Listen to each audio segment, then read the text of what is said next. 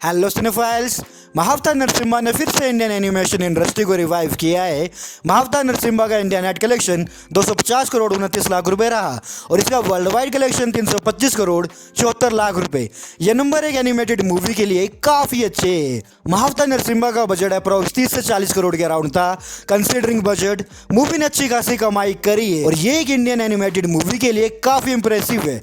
महावतार नरसिम्हा की animation top notch नहीं थी। ऑब्वियसली बजट एक फैक्टर है, पर मूवी की स्टोरी, वॉइस एक्टर्स की परफॉर्मेंस एंड डायरेक्टर का विजन इस मूवी की सक्सेस में एक मेजर रोल प्ले करता है। मूवी की प्रेजेंटेशन इतनी अच्छी थी कि इसकी कमियों को भी ऑडियंस ने इग्नोर कर दिया और एक इंडियन एनिमेटेड मूवी को कमर्शियली सक्सेसफुल भी बनाया, जो कि रेयर है काफी। महावतार नरसिम्हा के बाद कुछ एनिमेटेड प्रोजेक्ट्स अनाउंस्ड हुए और कुछ एनिमेशन प्रोजेक्ट्स हमें देखने को ऑलरेडी मिले। मोस्ट ऑफ द जो एनिमेशन प्रोजेक्ट्स आ रहे हैं वो कैश ग्रैब है। जियो हॉटस्टार पर महाभारत देख लो। मेकर्स को लग रहा है animation is equal to AI.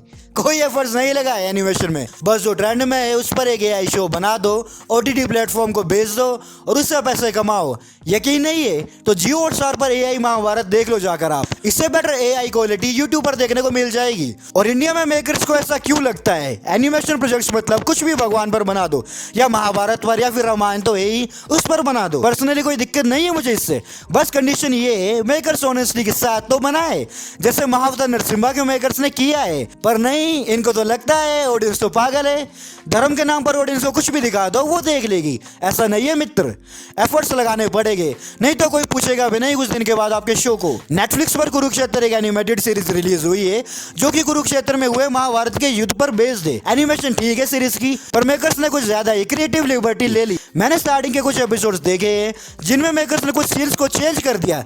Like उस सीन जब अर्जुन पितामह भीष्म से युद्ध को अवॉइड करते और श्री कृष्ण अपनी प्रतिज्ञा तोड़कर अस्त्र उठाकर पितामह भीष्म पर अटैक करने चलते। ओरिजिनली अर्जुन श्री कृष्ण के पैर पकड़ लेते हैं और बोलते हैं कि कृष्ण अपनी प्रतिज्ञा ना तोड़े, अर्जुन पितामह भीष्म से युद्ध करेंगे। इस सीन को सीरीज में इस तरह से दिखाया है कि अर्जुन रथ से पहले ही कूद जाता है और भगवान कृष्ण हवा में उड़कर पितामह भीष्म को मारने के लिए जाते हैं।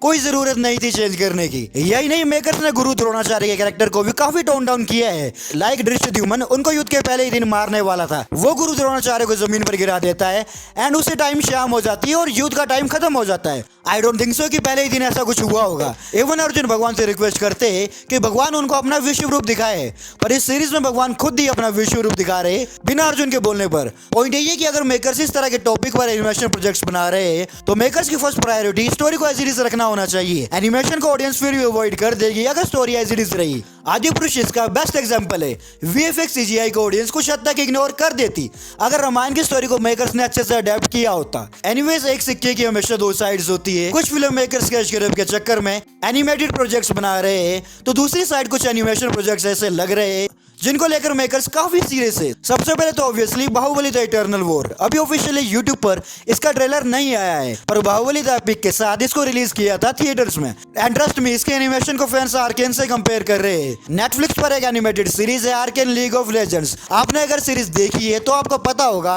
आर्केन का एक अलग एनिमेशन स्टाइल है और लोगों को काफी पसंद भी आता है। एंड लोग आर्केन को बाहुबली द इटर्नल वॉर के एनिमेशन से कंपेयर कर रहे हैं, जो गलत नहीं है। लिटरली इसको देखने के बाद ऐसा लग रहा था कि मैं आर्केन का ही कोई नया एपिसोड देख रहा हूँ। इस लेवल की एनिमेशन अपने आप में ही काफी इंप्रेसिव है। बाहुबली द इटर्नल वॉर का बजट 120 करोड़ है। मैं इस मूवी के लिए काफी एक्साइटेड हूँ। And Maddock horror comedy universe की तरफ से भी हमें एक एनिमेटेड मूवी देखने को मिलेगी, छोटी स्त्री। बेसिकली ये मूवी श्रद्धा कपूर के कैरेक्टर पर फोकस करेगी, प्रोबेबली उसके बचपन पर, और मे भी इसमें हमें स्त्री के ओरिजिन के बारे में भी कुछ बता दिया जाए। मेकर्स ने ये कहा है कि छोटी स्त्री के क्लाइमैक्स में मूवी एनिमेशन से लाइव एक्शन में ट्रांजिशन करेगी और इसका क्लाइमैक्स डायरेक्ट स्त्री 3 से जुड़ जाएगा।